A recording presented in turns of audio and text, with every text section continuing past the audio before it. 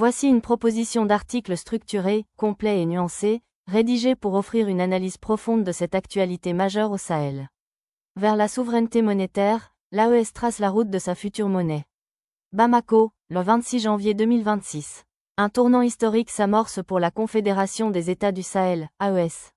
Après des mois de spéculation, le ministre malien de l'économie et des finances, Alioune Sanou, a levé le voile sur la feuille de route visant à doter le Mali, le Burkina Faso et le Niger d'une monnaie unique. Entre espoir de souveraineté et défis techniques, décryptage d'une annonce qui redessine l'avenir financier de la région.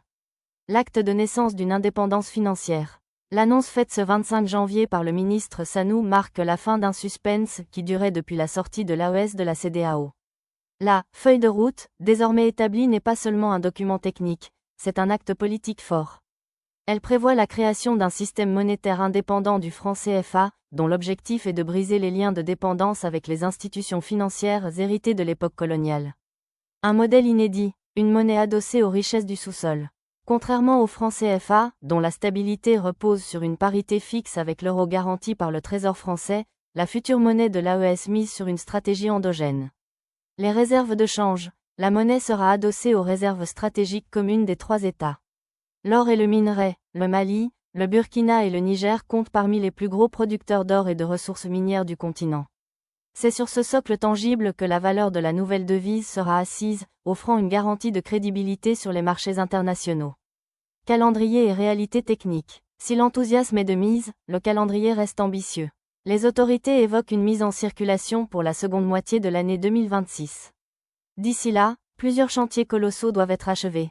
La Banque centrale de l'AES, l'institution devra gérer la politique monétaire et la régulation bancaire. La lutte contre l'inflation, maintenir le pouvoir d'achat des populations sera le défi majeur dès les premiers jours du lancement. L'infrastructure, l'impression des billets et la sécurisation des circuits de distribution. Point de vigilance, les autorités appellent à la prudence face aux visuels de billets circulant sur le web. Aucun spécimen officiel n'a encore été validé, et le nom définitif de la monnaie, souvent cité sous le nom de Sira ou Sahel par le public, reste à confirmer par un sommet des chefs d'État. Un pari sur l'avenir. Pour les partisans du projet, cette monnaie est le levier manquant pour financer les infrastructures de sécurité et de développement sans subir de pression extérieure. Pour les économistes, c'est un saut dans l'inconnu qui demandera une discipline budgétaire de fer de la part des trois gouvernements. Une chose est certaine, le Sahel vient de franchir le Rubicon monétaire. Les mois à venir seront décisifs pour transformer cette feuille de route en une réalité tangible dans le portefeuille de plus de 70 millions de citoyens. Par la rédaction de Télé Mali.